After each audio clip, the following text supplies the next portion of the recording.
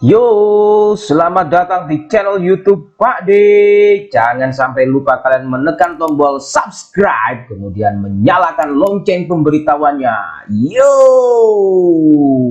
ding. Selamat berjumpa kembali bersama saya di channel YouTube Pak D. Posisi saya ini sekarang ini sedang apa ya, bisa dikatakan sedih ya sedih, marah ya marah. Tapi kalau marah ya sama siapa? Sama Mas Menteri mungkin ya, atau sama BKN ya mungkin ya. Ya.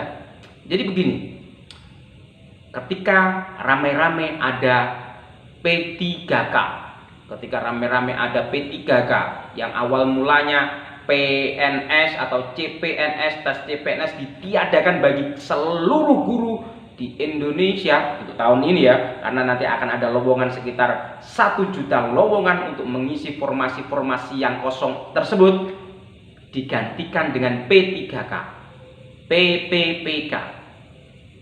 Awalnya agak sedikit lega, tapi meskipun kelegaan itu ketika melihat strukturnya, ketika melihat jalannya peta yang kemarin PAI Pendidikan Agama Islam tidak masuk dalam P3K, tetapi sekarang sudah ada. Nah, sekarang yang menjadi permasalahan adalah guru-guru bahasa Jawa atau guru-guru bahasa daerah itu kok gak ada.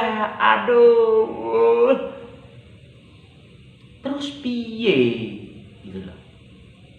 Padahal fakta, kalau saya ngomongin fakta, guru bahasa daerah yang ada di Jawa Timur, saya masih ngomong di Jawa Timur ya, ini belum ngomong di Jawa Tengah, itu masih banyak yang belum berstatus sebagai PNS, masih bisa dihitung jari. Apalagi yang SMA, karena mata pelajaran bahasa Jawa itu baru ada beberapa tahun yang lalu. Secara otomatis di seluruh SMA yang ada di Jawa Timur itu masih sedikit, mungkin masih bisa dihitung menggunakan jari kaki dan jari tangan gitu. Jadi gimana? Terus nasibnya kalau apa ya, kalau misalnya Mas Menteri itu ingin mengangkat guru-guru honorer menjadi P3K, lah terus yang honorer yang jadi guru bahasa Jawa ini gimana nasibnya? Ini apa tidak menimbulkan masalah? Gitu loh. Ya. Mbok ya, ketika membuat sebuah kebijakan itu kita melihat secara utuh, secara global kurikulumnya itu gimana. Jadi kalau misalnya dari nasional itu nanti diberikan kepada daerah, mbok ya, BKN yang di daerah khususnya yang ada di Jawa Timur itu juga membuka kembali bagaimana caranya guru-guru bahasa Jawa ini juga diikut sertakan gitu loh. Walaupun sekarang belum ada tes dan lain sebagainya, tapi ketika melihat di peta itu kok kayaknya nggak ada gitu loh bahasa Jawa ini. Terus gimana? Terus nanti ini kan akhirnya kan apa ya? Akhirnya begini, P3K atau PPPK memberikan solusi dengan masalah. Masalahnya apa? Ya itu tadi, honorer akhirnya tidak bisa terentaskan secara tuntas kalau mau menjadikan guru honorer itu bisa mendapatkan insentif yang setara dengan PNS. Kalau maunya pemerintah seperti itu ya berarti harus melihat secara keseluruhan di kurikulumnya itu kayak apa sih, pelajarannya apa saja sih, guru-gurunya apa saja sih, kayak gitu loh. Ya ini saya tidak iri dengan guru-guru mata pelajaran bahasa asing ya, tapi yang bahasa asing saja ada loh. Masa bahasa daerahnya itu tidak dimasukkan gitu loh.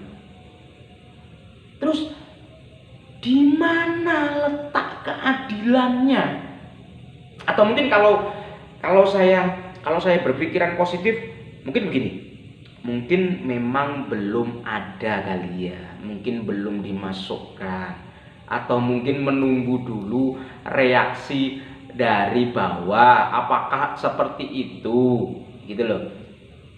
Jadi begini teman-teman, kalau misalnya ini sampai nanti tidak diberikan untuk formasi bahasa Jawa, mungkin kita harus melakukan aksi kembali. Tadi saya sebelum membuat video ini, saya mendapatkan WA dari satu teman saya, dari guru bahasa Jawa juga, yang menyatakan kelihatannya sih ada sindiran. P3K formasi menerima membuka lowongan 1 juta formasi, kecuali kamu dalam tanda kutip guru bahasa daerah atau guru bahasa Jawa. Opo gak nggo wapleki ngono iku? Guru basa Jawa ditilap. Halo, sembuh wis. Iki maksudnya ini salahnya siapa gitu loh. Apakah ini kalau kita ngomong BKN atau mungkin kita ngomong Mas Menteri, ya mungkin sana karena kurikulum secara nasionalnya bahasa daerah itu kan tidak ada, adanya kan muatan lokal. Bahwasanya muatan lokal itu kan diisi ada beberapa mata pelajaran, bukan hanya bahasa Jawa. Nah, harusnya kalau sudah seperti itu, mungkin itu kebijakannya diberikan kepada yang daerah, sehingga nanti akan diatur sendiri oleh daerah, gitu loh.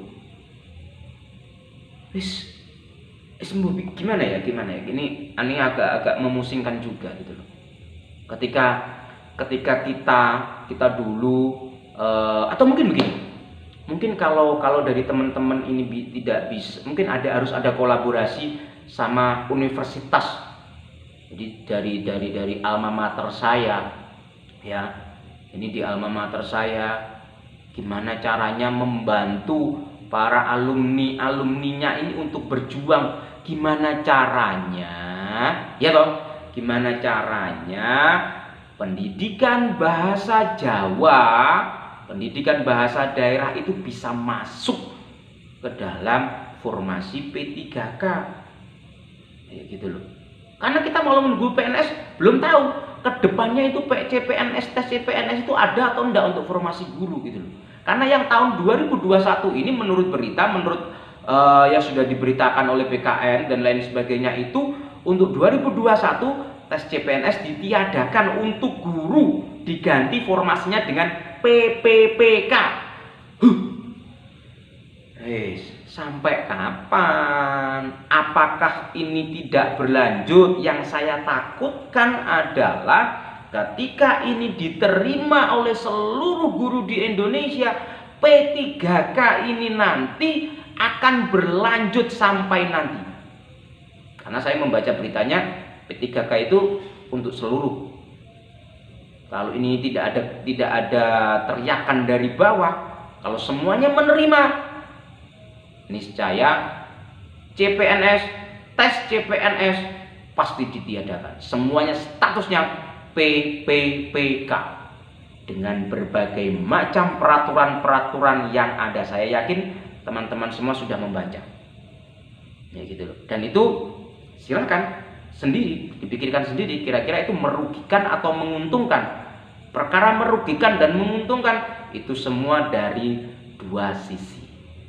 Dari dua sisi. Tapi yang saya maksudkan adalah itu tadi, problematika. Saya ini menyerang dari segi bahasa Jawanya dulu.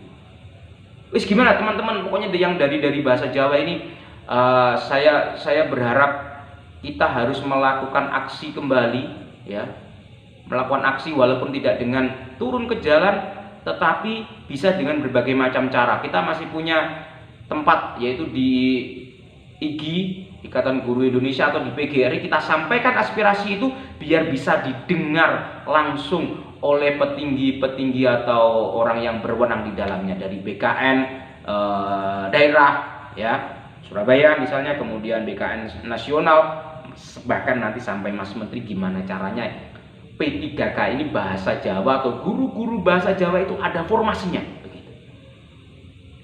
Kalau mau, ayo kita ramaikan ini. Kita harus teriak. Kalau kita diam, kalau kita hanya menunggu, ya gak ngarah diwenehno. Kita harus flashback. Kemarin itu bisa masuk di SMA, itu gimana? Apakah kita cuma menunggu? No, saya masih ingat. Itu memang ada perjuangan, ada permintaan. kayak gitu, sehingga akhirnya bisa dimasukkan ke dalam kurikulumnya SMA, hingga akhirnya terbuka peluang itu. Nah sekarang ini memang kita harus berteriak kembali, ayo kita lantangkan suara kita kembali gitu loh ya. Jadi biar hak-hak kita itu juga terpenuhi dan terwadahi dengan benar, begitu ya teman-teman ya. Dah, saya pikir cukup sekian unek-unek dari saya.